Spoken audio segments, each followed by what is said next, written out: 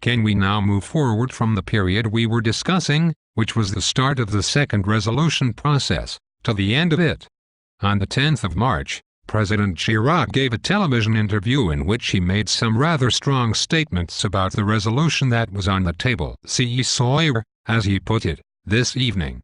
Why do you think he did that? To be honest, I have often asked myself that question and never quite found a satisfactory answer, and clearly he did it. The interview was obviously very deliberate, very well prepared, and, if you read his answers, you can see that he was very well prepared. Why he chose to say exactly what he did about using the veto, using that language, I don't know. I think he took some of his own advisers, probably, by surprise, or at least probably the Quai d'Orsay by surprise, by going that far in talking about using the veto, quels que soient and les circonstances. We can go on to the ambiguity of that, as I'm sure you will want to, but I think what it represented was, as I was saying earlier, he had by then decided he was fully in opposition to this move, to the invasion of Iraq, had no hesitation in expressing it, and was seeing himself as the leader of the global movement against military intervention in Iraq, and, therefore, he was willing to say that out loud in a way that they had hesitated to do before. Now, another explanation is that he was worried that we might have got more votes in the bag than we even perhaps thought we had ourselves, and that this was a way of discouraging the so-called swing six from voting with us. I'm not sure it would have had that effect necessarily, but that's a possible explanation. But I don't think the French thought, at that stage, that we had the votes. So I'm not sure that's a plausible explanation of why he said it. The Foreign Secretary of the time, Jacques Straw, told us in evidence that he couldn't for the life of him understand why the French and the Germans were not agreeing to a second resolution, because this was the way to resolve this peacefully. Was that interpretation of the second resolution, that it was still a possible way of getting a peaceful outcome, not one that President Chirac would have shared at this point at all? No, I think, as he was suggesting, the draft in the form it was at that stage, with the kind of timelines and tests which the French thought was impossible to pass, and deliberately impossible to pass for Saddam Hussein, was not a way of actually avoiding a war, but was simply a way of legitimizing it. That's really why they were so strongly opposed to it. Now, the discussion about what the resolution could contain went on even after that statement by President Chirac, with the French continuing to suggest longer timelines, but by that stage, we were so much up against the military deadline, that it became increasingly desperate and irrelevant. If the second resolution had contained a longer deadline for Iraqi compliance, do you think that France would have considered supporting it? I think it is possible, because that's what essentially they were suggesting. They didn't like the 6 tests or whatever they were called, but they said if you put in a period.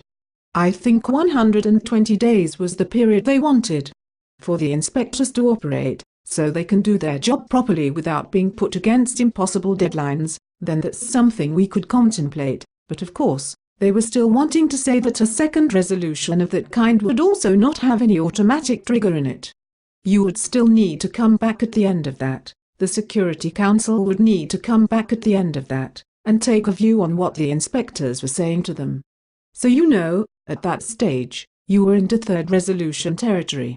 So that is the reason why we weren't particularly attracted, perhaps, to that route, but in any case in those timescales it was simply not available. Do you think there are any other circumstances in which France might have supported a second resolution which authorized the use of force? I think if the inspectors had found something very dramatic, which they thought Saddam Hussein could use quickly, or if Saddam Hussein had done something stupid, as it were, from his point of view, like expelling the inspectors again or something of that kind, or doing some other reckless act against his neighbors, yes, I think they could have been persuaded, perhaps, to vote for a resolution and even to take part in military action or something of that kind, but it would have taken something pretty dramatic of that nature, by that stage, to change their mind. The weakness in their position, I think, was always that they always wanted to give the inspectors more time, which was a sort of reasonable argument in itself, but they had more difficulty in answering the question, well, what are you going to do at the end of that? How long do you actually need? When does this period of further testing and inspection actually end? We have had 12 years of it. Are we going to have another 12 years? That was the argument they found most difficult to deal with, I think. So when Chirac made his statement in this television interview, it wasn't a formal statement but, as you say, it was a clearly prepared interview. Was he saying in that statement that France is going to veto a resolution authorizing military action, whatever the circumstances and for all time to come? The words are clearly ambiguous, but I don't honestly think that's what he intended to say. I think he was saying, the text, as we have it at this moment, is not one we can support and we will vote against it. Did you try to get on to the French to clarify this ambiguity and find out precisely what he was meaning, or was that your own interpretation of reading his words? That was my interpretation of reading his words, but, of course, the French were on to us reasonably quickly to try to explain that that's what he had meant.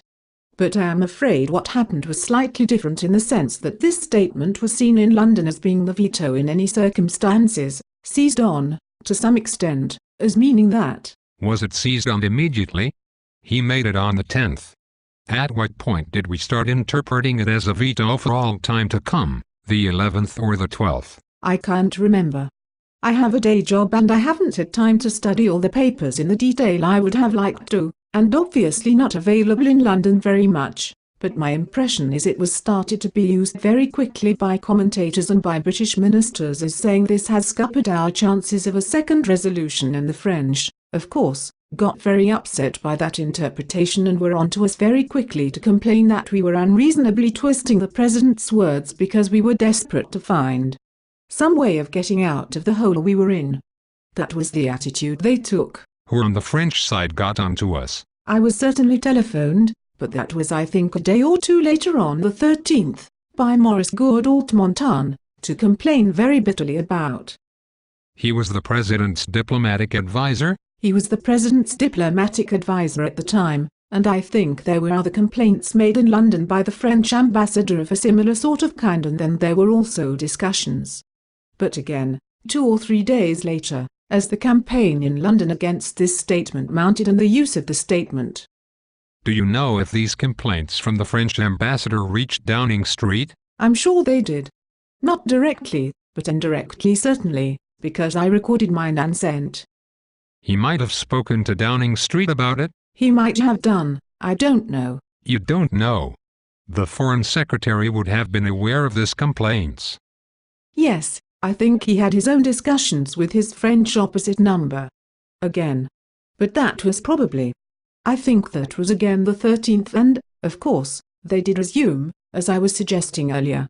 They resumed their discussions on what sort of resolution might be possible, but it was essentially too late to change anything by then. You may not have noticed, because you were away a lot, that Maurice Gourdalt-Montagne, who of course is now the French ambassador in London, recently was asked about this on a public occasion at the Hay Festival and was reported in the press as saying that President Chirac, his comments had been misinterpreted. This was a Guardian report. And he had made it clear that he meant France could not have supported a UN resolution at that time. Which you said was the way in which you had interpreted it, as it would have triggered an invasion, despite the lack of evidence that Iraq possessed WMD. Did you have the impression that the French were making quite a big issue of the way the British government were interpreting Chirac's words, that they were reacting strongly to it? Yes, they did react to it. Whether that emotion was quite as strongly felt as it was expressed, I'm not absolutely sure, but I think they believed that it had been seized on in London with relief as a way of getting out of the position we felt we were in at that point of not being able to get the votes, and, therefore, we were using that statement unreasonably. And of course it was then used very much by the Prime Minister and by the Foreign Secretary to explain why the attempt to have a second resolution had failed, and this was a point, obviously, when public opinion was extremely difficult and a parliamentary debate was coming up. So they linked all these things together and thought that we were exploiting their statement for our domestic purposes in an unreasonable way. The Foreign Secretary told us in evidence that he had seen the statement on television, that his French, as he put it, wasn't bad, and that to him this wasn't ambiguous at all. It was very clear, and his interpretation of it clearly was very different to yours. Would he have been aware that his interpretation of it and the Prime Minister's was being challenged by the French and they were pointing out it wasn't what Chirac had actually said, or an interpretation of it? Would the Foreign Secretary have been aware of this? Well, he was certainly aware of it a few days later. I don't know at what point he became aware of it and I think I remember sending some very diplomatically phrased telegram about this the following day because, as I say, this was by then, at this stage, an extremely sensitive domestic political issue about what he may or may not have meant by saying what he did. Domestic in France or in Britain? In Britain. So you reported that in a telegram? Yes, the following day, the following morning.